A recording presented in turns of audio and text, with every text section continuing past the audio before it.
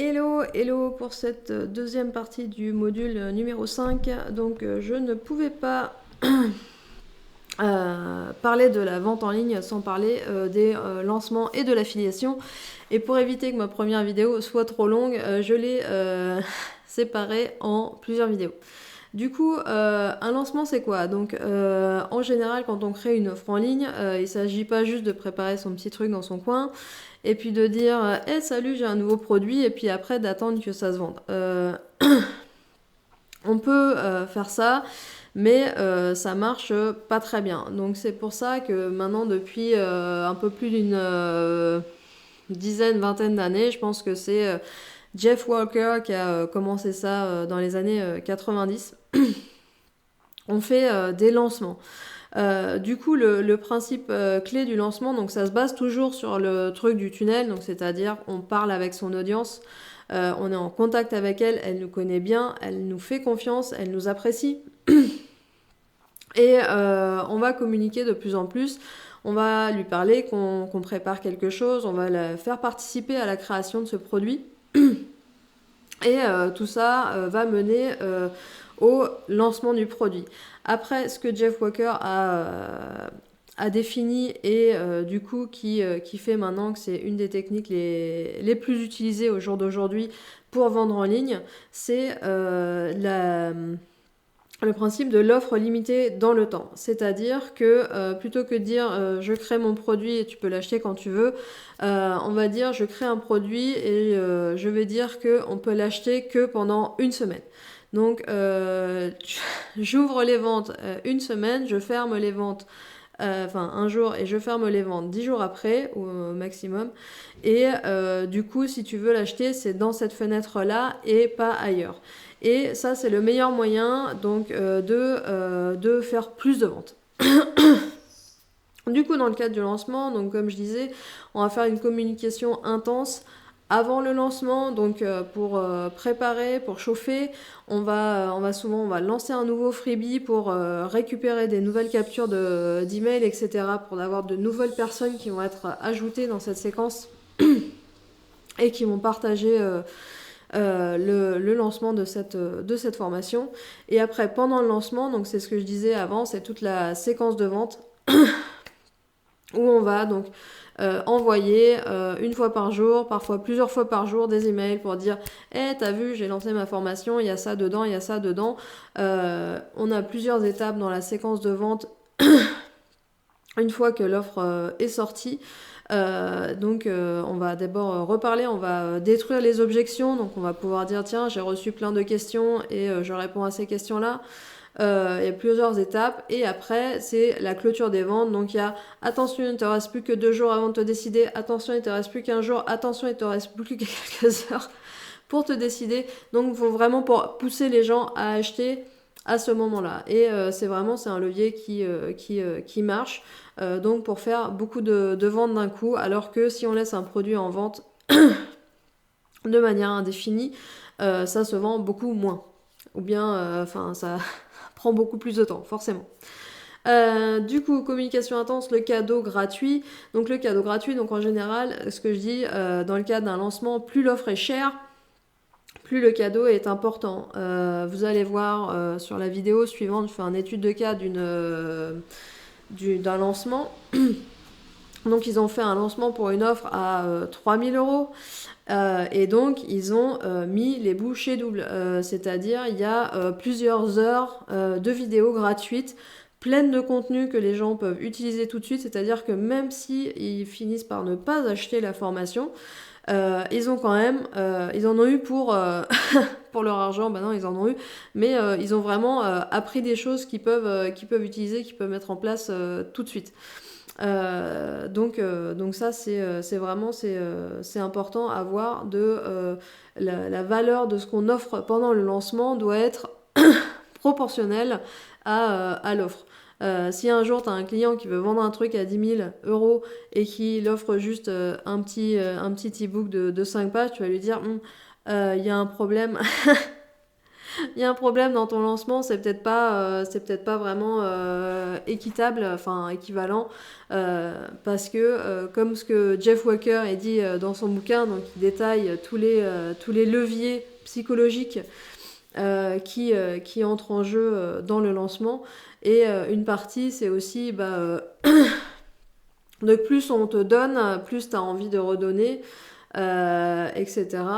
Et donc, si tu donnes rien, si tu donnes peu, la personne en face, elle a moins ce truc naturel de vouloir te rendre ce que tu lui as donné. Bref, tout ça, c'est dans les détails de psychologie ou web marketing, etc. Du coup, la clé, l'ouverture des ventes à une date précise, donc ce qu'on va appeler ça open cart, donc l'ouverture des paniers. La clôture des ventes, donc close cart day, à une date précise aussi. Voilà. Qu'est-ce que je disais? Donc evergreen, donc ça c'est un mot qu'il faut retenir dans le jargon de la vente en ligne. C'est justement ces offres qui sont en vente indéfiniment. C'est-à-dire que en général, l'entrepreneur il va faire un gros lancement, enfin un lancement dans le sens où il va communiquer sur la création de son offre au début, et après ça va prendre une place dans son menu de son site web, et la formation sera toujours accessible. Donc là, elle est evergreen. Après, ce que tu peux faire pour avoir plus de ventes sur une formation evergreen, c'est de simuler un lancement, et donc de simuler aussi une date butoir. Donc maintenant, il y a des outils qui permettent, par exemple, quand tu t'inscris à une page de capture, dans un tunnel de vente, tu rentres, tu vas recevoir une séquence, tu vas recevoir peut-être, comme je disais auparavant, un webinaire qui a été préenregistré. Et dans le cadre du webinaire, on va t'annoncer une offre qui va être disponible que pendant 48 heures ou que pendant une semaine. Et ça, t'imagines la technique, c'est-à-dire que ça doit être... il y a un timestamp à partir du moment où toi, tu déclenches cette vidéo, et l'offre qui est disponible, donc peut-être une réduction de 30% ou de je sais pas quoi, va être seulement disponible pendant 7 jours. Donc après, ça c'est des trucs évidemment... si tu comprends la technique, j'imagine que tu peux te réinscrire dans le tunnel de vente avec une autre adresse ou avec un autre ordinateur pour relancer cette offre d'une manière ou d'une autre. Mais c'est des techniques qui sont possibles aussi en evergreen, c'est-à-dire de simuler un lancement, de simuler une offre promotionnelle qui est disponible pendant une courte durée. Voilà, donc ce qu'on appelle ça, alors on appellera des fois des lancements orchestrés ou le super lancement.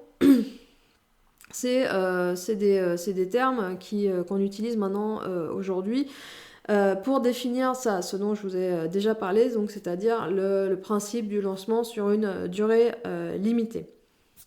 Et donc en général, tout est orchestré, donc tout est planifié d'avance. Donc c'est là ce que je disais aussi sur les rétro-planning, etc., où c'est très important. Donc toute la communication va être planifiée. Jeff Walker, plein d'autres marketeurs font des définitions de comment ça devrait se passer un lancement. Donc il faut d'abord parler de ci, puis parler de ça, et puis hop. Donc on peut trouver plein de modèles de lancement où on va te dire comment communiquer quoi, à quelle manière, etc. Aussi, en général, pour garantir encore plus le succès d'un lancement, on met en place un programme d'affiliation. Donc le programme d'affiliation, je t'en ai déjà parlé. Il s'agit de faire quoi? Il s'agit d'avoir des partenaires qui vont recevoir des commissions pour avoir fait de la communication sur ton produit. Donc en général, dans les systèmes de formation en ligne, tu peux automatiquement avoir un programme d'affiliation. Donc c'est-à-dire que la personne va s'inscrire à ce programme, elle va recevoir un lien. Ce sera le lien vers ta page de vente ou le lien vers ta page de capture. Enfin.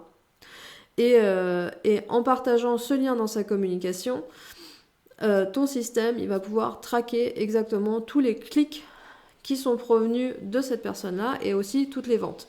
Et donc de pouvoir, à la fin de l'action, payer une commission à ses affiliés, ses partenaires affiliés, pour finalement les rétribuer d'avoir fait de la pub pour toi. Donc ça, le système de l'affiliation, c'est très courant, ça marche bien pour tout le monde, c'est un win-win des deux côtés. C'est-à-dire que pour la personne qui sort sa formation, ça lui permet d'étendre son audience, c'est-à-dire que si lui, il a une audience de 3000 personnes et qu'il va trouver une dizaine de partenaires qui ont chacun 3000 personnes, t'imagines que forcément l'information elle va passer de partout.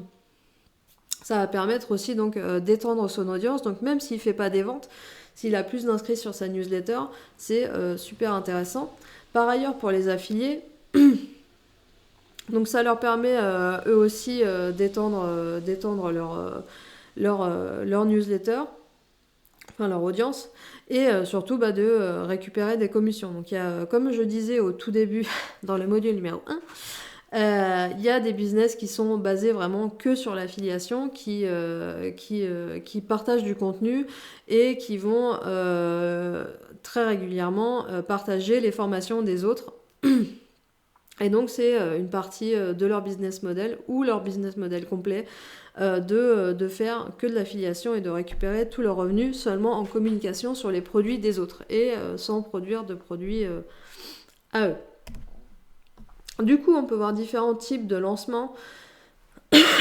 Donc, comme je disais, il peut y avoir une phase de pré-lancement. Oups j'ai tombé. Une phase de pré-lancement où de toute façon on va chauffer son audience, on va parler de son offre, etc. La phase de pré-lancement où on va vraiment introduire un nouveau freebie, une page de capture, donc pour vraiment rentrer l'audience dans son tunnel, c'est-à-dire que même si c'est une audience qui est déjà dans son autorépondeur, de les identifier comme étant intéressés par cette offre-là. Et on va avoir plusieurs techniques. On peut parler beaucoup plus sur les réseaux sociaux. Donc on va faire plus de posts sur les réseaux sociaux, on va faire plus d'articles sur la thématique, on va faire des stories, des Instagram stories, des Facebook Live, etc. Beaucoup plus de newsletters, donc on va vraiment parler de manière intense jusqu'à l'ouverture des ventes. Donc il peut se passer donc, au moment d'un webinaire ou plusieurs vidéos préenregistrées qui vont se déclencher tous les 2-3 jours. Après, donc l'ouverture des ventes, là c'est la phase de lancement. Donc en théorie, c'est un peu plus calme, mais c'est quand même intense dans le sens où il faut continuer à communiquer. Maintenant, on ne communique pas sur le fait que l'offre elle est sortie, on communique sur l'offre. Donc pareil, on va déclencher la page de vente. Et on va continuer à faire de la communication intense par mail, sur les réseaux sociaux, parler, faire des webinaires, faire des lives aussi pour répondre aux questions des gens, etc. Et toujours avant la fermeture des ventes, toujours rappeler « Ah, il vous reste 2 jours, il vous reste 3 jours, etc. » En général, il faut que ce soit un temps assez court. C'est vraiment en général 1 à 2 semaines de pré-lancement et une semaine, 10 jours max sur le lancement. Donc pour les gens, il faut vraiment les lancer dans ce truc et puis qu'ils prennent la décision tout de suite. Des techniques qui vont être utilisées dans la période de lancement, ça va être à un moment de rajouter des bonus. De dire déjà dans la page de vente, souvent on ajoute beaucoup de bonus à son produit, mais de dire je vous rajoute tel bonus, ceux qui se décident plus vite, je vous rajoute tel bonus, parce que c'est vrai, dans les lancements en général c'est dur parce que souvent on attend les derniers jours, tous les gens se décident à la dernière minute. Du coup quand on lance au début, il se passe rien. Et c'est à la fin, juste avant la clôture des ventes, que tous les gens se décident et que c'est là qu'on a le pic des ventes. Donc pour encourager, on peut faire des trucs genre si vous vous décidez là tout de suite, vous avez un bonus supplémentaire, etc. Dans le cadre d'un lancement aussi, on peut dire au début on a mis un paiement en 1 fois, on va ajouter le paiement en 3 fois, le paiement en 6 fois si c'est une grosse offre. Donc pour encourager les gens Et même si c'est un truc, tu peux me dire, ah bah le paiement en 3 fois, on aurait pu le mettre dès le début. Oui, mais c'est une manière de faire un geste vers les gens, de leur dire, ah, on vous a entendu, vous nous avez dit que c'était cher, que vous avez des difficultés. Donc ce qu'on va faire, on va installer le paiement en plusieurs fois pour vous aider. Donc ça aussi, ça peut provoquer une petite hausse des ventes à ce moment-là. Du coup, alors du côté de l'affiliation, donc l'affiliation, j'ai déjà rappelé ce que c'était, comment ça marche. Donc ça, ce sera juste pour le PDF. Ce qu'il faut pouvoir définir en backstage, qu'est-ce qui se passe du côté de l'entrepreneur, c'est déjà comment il va sélectionner ses affiliés. Donc quand tu crées un programme d'affiliation, en général, tu vas avoir une page d'inscription que tu peux créer dans ton outil pour que les affiliés puissent s'inscrire dessus. Et donc, pareil, ils vont rentrer dans un tunnel spécifique et dans une séquence spécifique où ils vont recevoir des mails, avoir accès à un espace membre affilié qui est séparé de l'espace membre client. Donc tout ça, c'est des choses à préparer en plus du travail pour toi. Yes. Du coup, comment l'entrepreneur doit se demander comment est-ce qu'il va sélectionner ses affiliés. Donc, est-ce qu'il va partager ce lien d'inscription à tout va, dire hey, salut, j'offre une formation, venez vous inscrire. Ou bien est-ce que ça va rester privé? Est-ce qu'il va sélectionner lui-même les affiliés en choisissant clairement? Est-ce qu'il va mettre des critères, c'est-à-dire est-ce qu'il veut pas d'affiliés qui a moins de 2000 personnes d'audience par exemple, ou de followers sur Instagram. Donc j'ai déjà vu ça. Des entrepreneurs qui disent bah non, si t'as pas une audience d'au moins 3000 personnes, ça ne m'intéresse pas. Pourquoi ça les intéresse pas? Parce que finalement, si un affilié qui fait juste une ou deux ventes, c'est pas très intéressant pour eux. Eux, ils ont besoin d'affiliés qui font masse de ventes. Parce que après, sinon, en termes de suivi, c'est 15 000 personnes à poursuivre, c'est 15 000 personnes qui viennent te demander donne-moi mes 30 € de commission. Non, c'est pas très intéressant. Dans le système des affiliations ouverts à tous, on a le système des marketplaces. Donc les marketplaces, il y en a une sur System.io. Je ne sais plus si Learnybox en a fait une. C'est pas impossible, mais je ne sais pas exactement comment ça marche. Bref, il y a aussi des sites où tu peux trouver tout plein d'offres d'affiliation. C'est-à-dire que même toi aussi, si tu veux commencer à faire de l'affiliation, tu peux t'inscrire sur ces sites, trouver des offres. Par exemple, il va y avoir des e-books, des choses comme ça. Tu cliques, tu t'inscris, tu récupères un lien et puis tu vas dire « Ah, regardez cet e-book, il est vachement bien ». Et s'il y a quelqu'un qui clique dessus, peut-être que tu vas récupérer une commission. Donc on appelle ça une marketplace. Donc c'est vraiment de mettre son produit à disposition. N'importe qui peut s'inscrire comme affilié. Et donc communiquer sur ton produit. Et ils font un peu ce qu'ils veulent dans leur coin. Et finalement, tu t'en fous, quoi. À la fin, tu reçois juste j'ai reçu une vente, et puis derrière, il faut payer une commission à un tel ou un tel.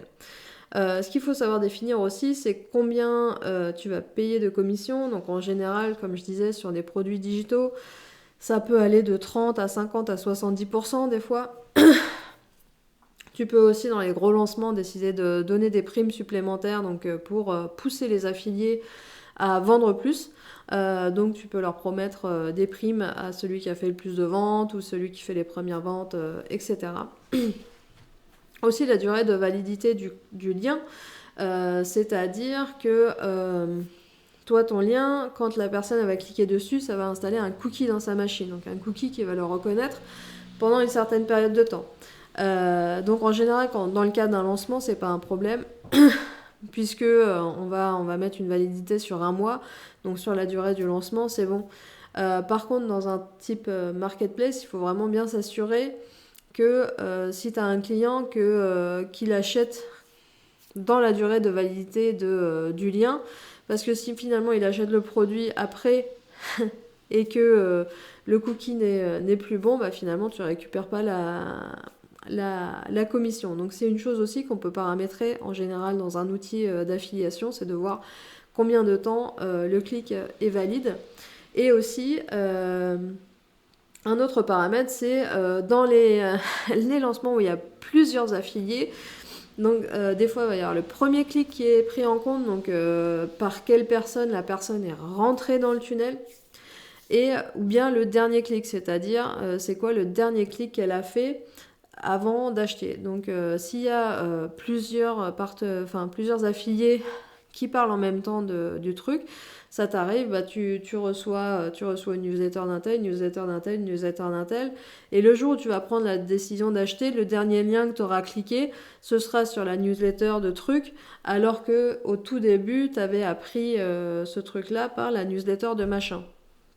Donc ça, c'est un truc aussi dans le programme d'affiliation qu'il faut définir si tu as envie, si tu as envie de faire une compétition entre les affiliés, etc. Il faut paramétrer au dernier clic. Ou bien si tu veux juste que ce soit rétribuer les gens qui font rentrer les gens dans ton audience et dans ton système, rétribuer au premier clic. Du coup, côté backstage, ça nous fait encore plein de boulot à nous à préparer. Pourquoi ? Donc, comme j'ai dit, il y a une page d'inscription pour les affiliés, il y a tous les paramètres du système à faire, comme ce que je viens de dire précédemment. Par ailleurs, tu vas avoir une séquence pour les affiliés. Donc, pour leur dire quoi ? Pour leur dire, déjà, c'est quoi ton offre ? Leur expliquer un peu qu'est-ce que tu veux faire. Aussi, leur donner leur accès à leur espace affilié, leur expliquer comment ça marche, le lien, etc.